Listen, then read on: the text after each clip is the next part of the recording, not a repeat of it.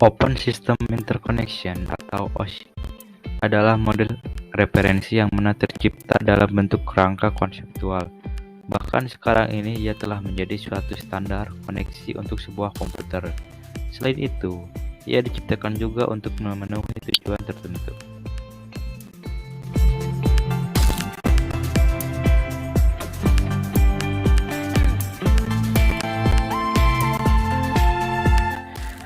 Berbicara tentang penyedia interface antar protokol jaringan pada aplikasi yang sebelumnya sudah di komputer, maka ini merupakan tugas application layer.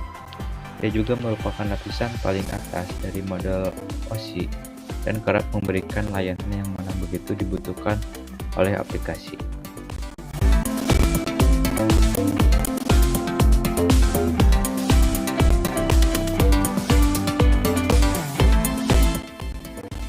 Melakukan definisi terhadap sintaks yang dipakai oleh host jaringan dalam berkomunikasi merupakan tugas dari presentation layer ini.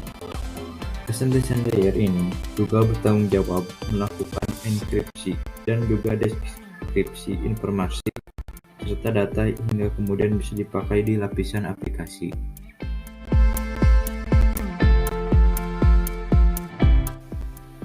Tanggung jawab dari session layer adalah mengendalikan sesi koneksi dialog dan juga mengelola bahkan dapat pula memutuskan koneksi dari komputer. Agar bisa membentuk sesi komunikasi, maka digunakanlah sirkuit virtual yang mana dibuat oleh lapisan OSI bernama transport layer. Untuk pengiriman pesan antara dua atau lebih host yang ada di dalam jaringan, maka ini adalah tanggung jawab dari transport layer. Selain itu, ia juga menangani adanya pemecahan serta penggabungan pesan, kemudian juga melakukan kontrol untuk keandalan jalur koneksi yang sudah diberikan.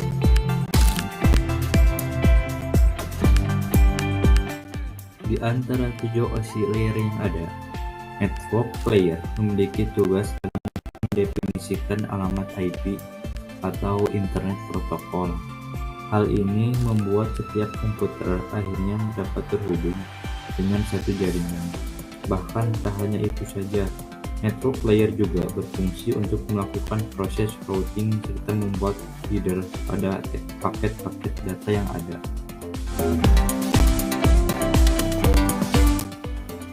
Tanggung jawab dari data link layer ini, di mana tugasnya memang melakukan pemeriksaan kesalahan.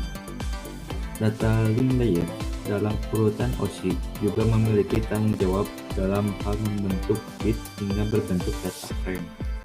Selain itu, data link layer pun juga dapat mengelola skema pengamatan fisik, misalnya saja seperti alamat MAC yang ada pada suatu jaringan. Bahkan bisa dibilang data link layer ini merupakan salah satu yang paling kompleks di antara layer yang lainnya. Hal inilah yang menjadi alasan terbaginya data link layer menjadi dua sublayer, yaitu MAC atau Media Access Control dan juga LLC atau Logical Link Control.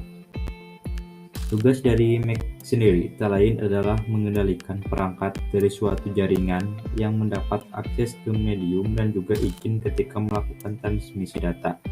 Sedangkan LLC sendiri bertugas mengidentifikasi, kemudian membungkus protokol network layer, dan juga melakukan kontrol terhadap pemeriksaan kesalahan. Bisa dibilang bahwa physical layer ini adalah yang paling utama. Tanggung jawabnya OSI layer ini adalah dalam hal melakukan transmisi terhadap bit data. Tentu saja hal itu dilakukan dari physical layer pengirim dan ditujukan kepada physical layer penerima. Nantinya di sini data juga akan ditransmisikan dengan memakai jenis sinyal yang telah didukung media fisik. Katakanlah seperti kabel, tegangan listrik, frekuensi, radio, atau bisa juga infrared dan cahaya biasa.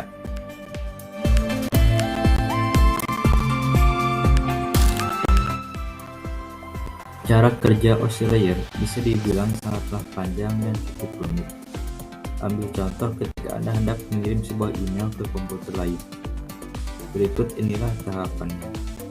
Yang pertama itu application layer mengirim data ke komputer lain. Lalu presentation layer melakukan konversi email menjadi format jaringan.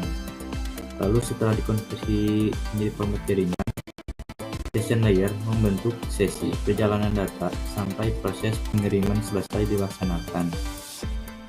Lalu ke transport layer. Transport layer pengirim pemecah data dan dikumpulkan lagi di transport layer penerima. Lalu network layer membuatkan sebuah alamat dan menuntun data sampai ke tujuan. Kemudian data link hyper membentuk data menjadi frame dan juga alamat fisik. Lalu di physical layer, data akan dikirim lewat medium jaringan ke lapisan transport penerima. Setelahnya itu, alur berbalik dari physical layer ke application layer pada komputer penerima.